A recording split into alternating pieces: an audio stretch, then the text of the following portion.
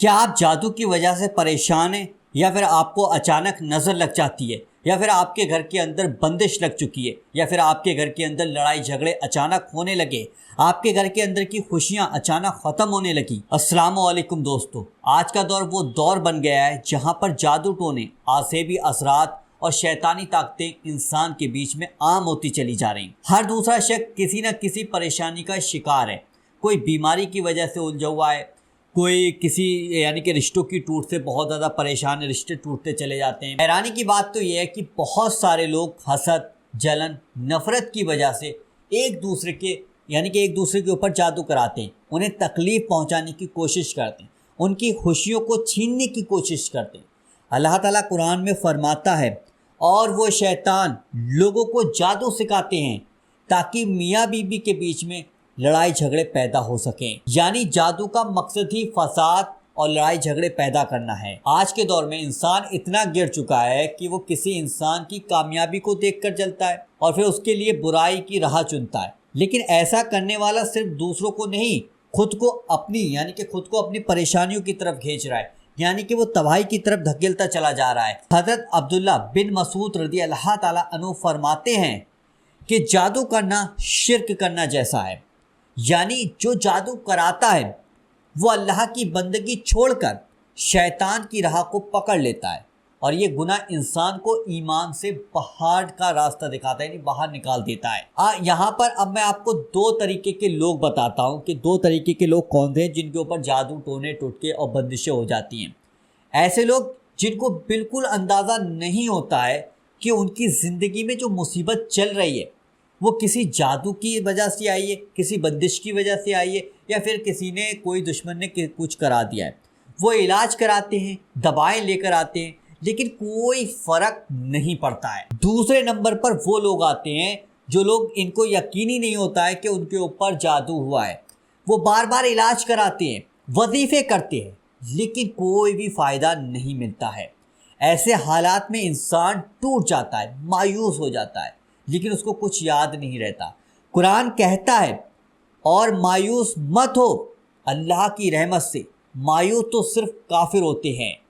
यानी कि जादू टोने टुटके अगर आपके ऊपर कराए जा रहे हैं तो उनसे बचने के लिए इस वीडियो में आपको वजीफ़ा भी बताया जाएगा। जो इंसान इस वजीफ़े को ईमान और यकीन के साथ करेगा, इंशाअल्लाह अगर उसके ऊपर जादू का असर होगा तो अल्लाह के हुक्म से वो जादू कट जाएगा, और अगर उस पर जादू नहीं होगा तो उसकी हिफाजत होती चली जाएगी हर बुरी चीज़ से, शैतानी चीज़ों से, जलने वालों से, दुश्मनों से, उनसे सबसे उसकी हिफाजत होती चली जाएगी। एक हदीस पाक में आता है, जो शख्स सुबह को अल्लाह का जिक्र करता है वो शख्स हर चीज़ से महफूज रहता है और उसे शैतान भी छू नहीं सकता। यानी कितना अच्छा है कि आप सुबह के वक्त उठकर नमाज़ पढ़ें, कुरान पढ़ें और अल्लाह का नाम लें। इंशाल्लाह इन तमाम चीज़ों से आपकी बुराई होती, यानी कि इन तमाम चीज़ों से आपकी हिफाजत होती चली जाएगी।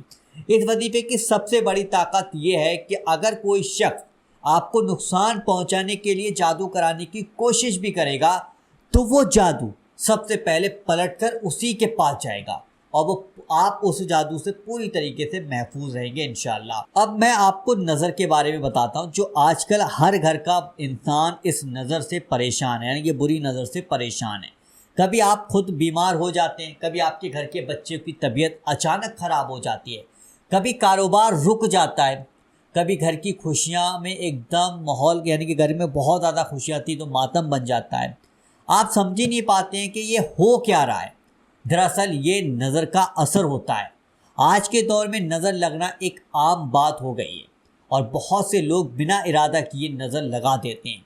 एक हदीस पाक में आता है कि नज़र का लगना हक है। अगर कोई चीज़ तकदीर से आगे निकल सकती है तो वो है नज़र। नज़र इतनी ताकतवर होती है कि सेहतमंद इंसान को बीमार कर देती है, हंसते खेलते बच्चे को रुला देती है, आपका कोई काम चल रहा था अच्छा उस काम को ख़त्म कर देती है। नज़र भी दो किस्म की होती है, एक आसमानी नज़र होती है और एक दुनियावी नज़र होती है। अक्सर तो हमें दुनियावी नज़र का शिकार हो जाते हैं हम लोग, बिल्कुल बेवजह बिना कुछ किए, सिर्फ इसलिए कि हमने अच्छा किया। हमसे जलने वाले लोग बहुत हैं, हमारी तारीफ़ ही करते हैं, लेकिन जल जल के तारीफ़ ही कर रहे हैं तो इसलिए हमें नज़र लग जाती है। जब आप लोगों को नज़र लगती है तो आप कभी लाल मिर्च लेते हैं, कभी झाड़ू लेते हैं, कभी कुछ लेते हैं, तो उससे नज़र उतारने की कोशिश करते हैं। लेकिन अब मेरी एक बात याद रखना, कुरान और अल्लाह के नामों में वो ताकत है जो हर नज़र बद को जड़ से काट देती है, हर बुरी चीज़ का असर को पलट देती है। इस वीडियो में जो वजीफ़ा आपको बताया जा रहा है वो जादू को काटने का है, नज़र को दूर करने का है, बंदिश से पीछा छुड़ाने का है, बंदिश को तोड़ने का वजीफ़ा है। बस आपको जो वजीफ़ा करना है वो यकीन के साथ करना है, विश्वास से करना है, भरोसे के साथ करना है। अगर आप किसी के लिए वजीफ़ा कर रहे हैं या आप अपने लिए कर रहे हैं या फिर बच्चों के लिए कर रहे हैं तो आप अपने सीने पर दम कर लें। अगर आप अपने घर में औरतों के लिए या फिर लड़कियों के लिए वजीफ़ा कर रहे हैं तो उनके सीने पर नहीं, उनके सर पर आपको दम करना है। ये चीज़ आपको ध्यान रखनी है ताकि आपके घर का बच्चा, आपके घर की फैमिली इन जादू, टोने, टुटके, बंदिशों से आपके घर का हर शख्स महफूज रहे। अगर आपने वीडियो को अभी भी लाइक नहीं किया है तो आप दिल से इस वीडियो को लाइक ज़रूर कर दीजिएगा। ये जादू टोना बहुत ही बुरी चीज़ है, इसलिए अल्लाह ताला से हम दुआ करते हैं कि अल्लाह जितने भाई बहन भी इस वीडियो को देख रहे हैं या अल्लाह जितने भाई बहन भी इस अमल को करें, या अल्लाह जिस भाई बहन के ऊपर जादू, टोने, टुटके, बंदिशें, या अल्लाह तो अपने प्यारे महबूब के सदक़े से उन सब की हिफाजत फरमा। आमीन, अल्लाहुम्मा आमीन। कमेंट बॉक्स में आप लोग आमीन ज़रूर लिख दीजिएगा। वजीफ़ा करने का तरीका मैं आपको समझा देता हूँ, ध्यान से सुन लीजिएगा। ईशा की नमाज़ पढ़ने के बाद आप इस वजीफ़े को शुरू कर सकते हैं। चाहे आप मस्जिद में बैठ कर वजीफ़ा कर लीजिएगा, चाहे आप अपने घर पर आकर इस वजीफ़े को कर लीजिएगा। लेकिन जब वजीफ़ा आप लोग करेंगे तो आप खामोशी में जाकर बैठ जाएं, कहीं पर आपको कोई परेशान करने वाला ना हो, कहीं आपसे कोई बातचीत करने वाला ना हो, कोई आपसे मोबाइल पर बात करने वाला ना हो। मोबाइल सामने नहीं होना चाहिए ताकि आपका दिमाग भटके ना। ठीक है, आपको इस तरीके से ये सारी चीज़ें फॉलो करनी है। फिर उसके बाद सबसे पहले 3 बार आप लोगों को शुरू में दुरूद पाक पढ़ लेना। जो सा भी दुरूद पाक आपको याद है वो दुरूद पाक पढ़ लीजिएगा।